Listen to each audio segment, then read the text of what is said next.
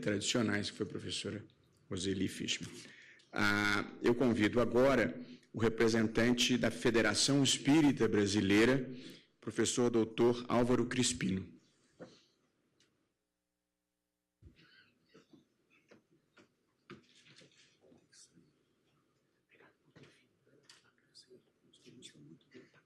Bom mix, essa sua, né? Olá. Federação Espírita Brasileira, exatamente essa.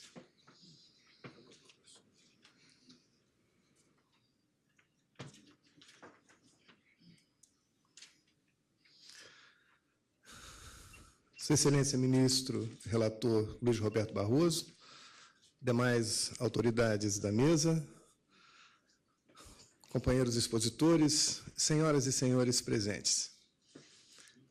Meu nome é Álvaro Crispino e tenho hoje a tarefa de apresentar a posição da Federação Espírita Brasileira, que aproveita o espaço dessa discussão para apresentar a sua experiência e os ditames que orientam a gestão do sistema ou do movimento espírita brasileiro.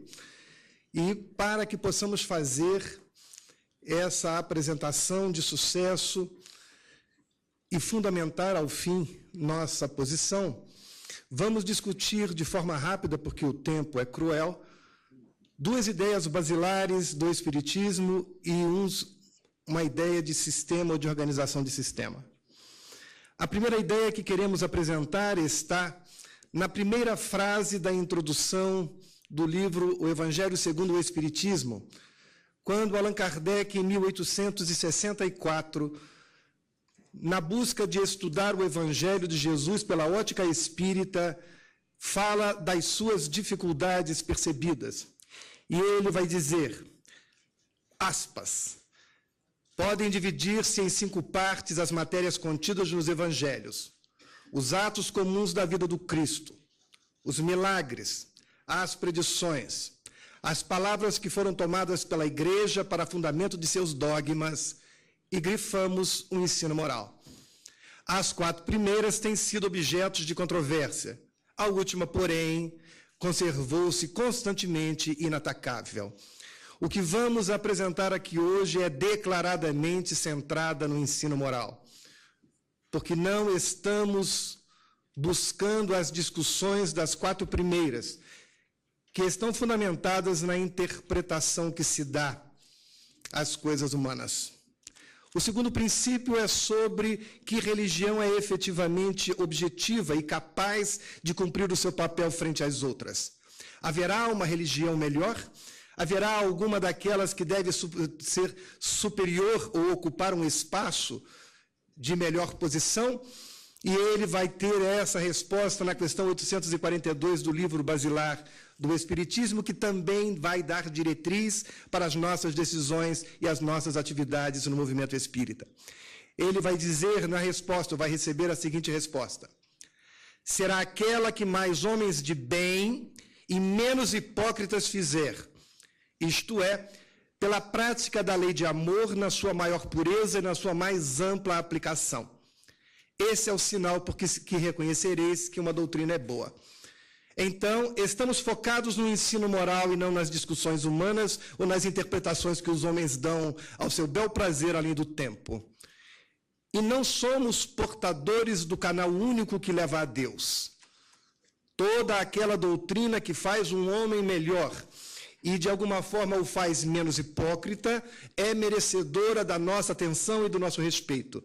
E pela diversidade das religiões, devem elas atender à diversidade do tipo humano, à variedade de tendências, de buscas. Não somos portadores da verdade. Com esses 2 princípios, nós desenvolvemos o trabalho de ensino religioso no movimento espírita. E esse movimento espírita, coordenado pela Federação Espírita Brasileira, criada em 1884, a época em que o decreto dizia que era crime seguir o Espiritismo, e que foi modificado com a Constituição oriunda da República, onde não havia ensino religioso, coisa que foi surgir logo depois, a Federação Espírita Brasileira tem a tarefa do estudo da prática e da difusão do Espiritismo. é oferecer de forma organizada as ideias para aqueles que a desejem conhecer, possam buscá-la. Não saímos em busca de, não capturamos interessados. Na verdade, nos organizamos para que aqueles que desejem fazê-lo possam encontrar em qualquer estado, em qualquer condição, nos diversos níveis, informação para preencher as suas questões e se tornar, pela nossa ótica, um homem melhor e um homem menos hipócrita. No que concerne à união solidária das sociedades espíritas, um outro objeto da Federação Espírita Brasileira, vamos chamar a atenção para a palavra solidária, porque todo o sistema organizacional do movimento espírita se dá por sistemas de voluntariedade. Não há obrigatoriedade para que as pessoas estejam nas casas espíritas. Em estando, não são obrigadas a associar-se. Em associando, não são obrigados a crer, acreditar absolutamente em tudo. Eles podem e têm flexibilidade interpretativa. As casas espíritas se reúnem como casas espíritas adesas, as federações estaduais também por aproximação de princípios. Não existe subordinação, não existe controle, não existe policiamento. É uma construção dialógica em torno dos grandes princípios espíritas e cada uma das casas e das pessoas são capazes de contribuir com a interpretação do Evangelho de acordo com a sua experiência. Feito isso, vamos à resposta do quesito apresentado pelo ministro relator e iniciamos dizendo que não somos favoráveis, não nos manifestamos favoráveis ao ensino religioso nas escolas públicas. Esta não é a questão de hoje, mas para alcançarmos uma das três possibilidades que nos foi oferecida, deixamos claro, desde antes, que não somos favoráveis à existência do ensino religioso nas escolas públicas. Porque acreditamos que essa formação deve dar-se fortemente na família e fortemente nas instituições religiosas, deixando o Estado para a proteção deste direito, para garantir que essas famílias e essas instituições possam, no exercício da sua crença, no exercício das suas ideias, efetivamente executá-los sem as restrições que, infelizmente, temos presenciado nos dias atuais. Então, das opções que nos foram oferecidas, nós vamos buscar o ensino religioso não confessional, mas com a ressalva que apresentamos anteriormente. E sabemos que a posição não confessional nos estados não é hegemônica. Vamos buscar uma pesquisa publicada por Diniz e Carrião, aliás, Diniz falará para nós na tarde de hoje, onde as autoras apresentam 4 estados como modalidade confessional, 22 estados na modalidade interconfessional. E vamos deixar de considerar, porque estamos falando do ensino moral e não nas outras 4 modalidades que envolvem a interpretação dos homens sobre as coisas religiosas, que toda interconfessionalidade tem na sua base uma manifestação confessional. E um estado apenas na pesquisa que estamos nos fundamentando tem um ensino não confessional, que é o estado de São Paulo. Para nós, nessa modalidade, caberia o estudo da moral, da ética, dos valores universais, que pautam as relações humanas e sociais baseadas no bem e na paz. Então, até aqui, nós apresentamos o foco, que é a educação moral. Apresentamos a organização do movimento espírita que se dá pela construção do diálogo e em torno de grandes princípios doutrinários. Apresentamos as dificuldades que podemos enumerar a partir dessa situação. E, mesmo assim, o movimento espírita cresce desde a primeira vez em que o censo do IBGE coletou a resposta sobre religião. Vimos crescendo desde antes, e em momento nenhum nos apropriamos dos espaços públicos ou das vantagens públicas para a difusão. Em momento nenhum vamos buscar na sociedade aqueles que devem alimentar as nossas fileiras. Estamos nos organizados para oferecer àqueles que são interessados as ideias que nós efetivamente alimentamos. E respeitamos todas as outras religiões como caminhos importantes, necessários e válidos para a construção do homem de bem. Se nós abríssemos o censo de 2000 e 2010, iríamos encontrar esse conjunto de informações.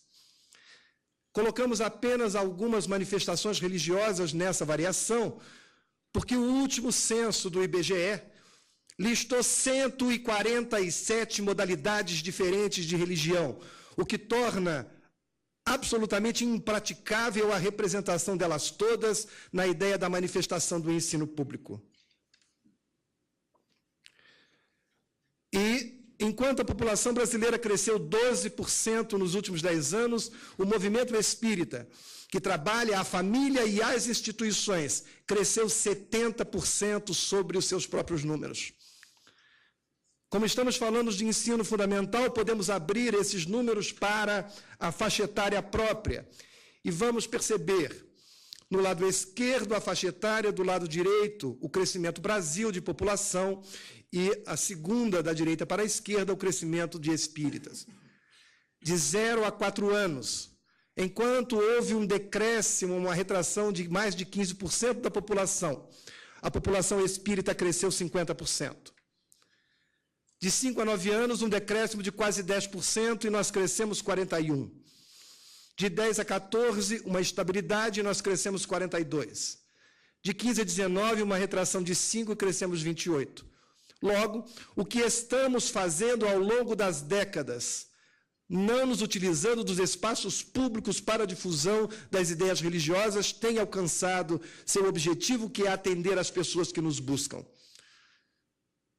Logo, o foco é a educação moral. O ensino deve auxiliar a formação do homem de bem em seu processo de decisão de vida, como indivíduo social, como ser social a partir dos princípios, no nosso caso, do Evangelho de Jesus.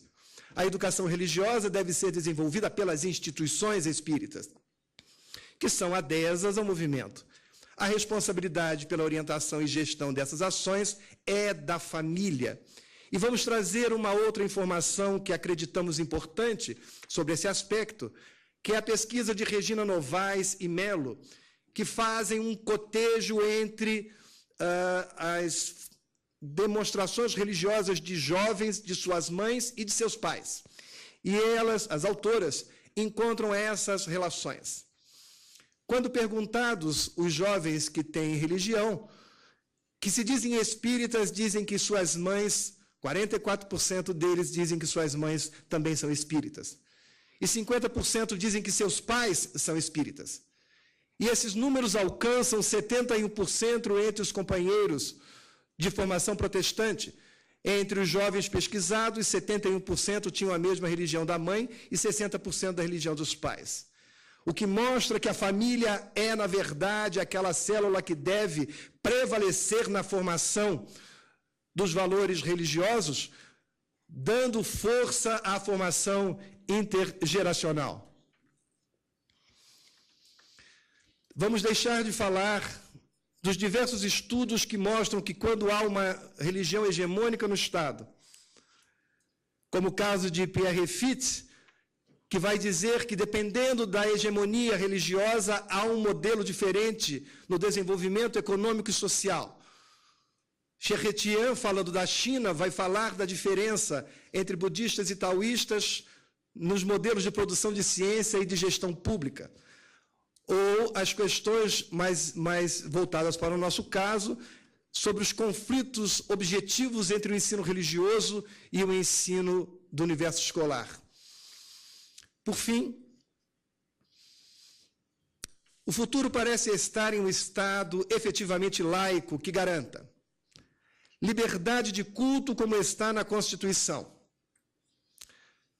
proteção às religiões não hegemônicas no exercício das suas crenças, pluralidade das manifestações religiosas que contribuam para um Estado laico rico de diversidade.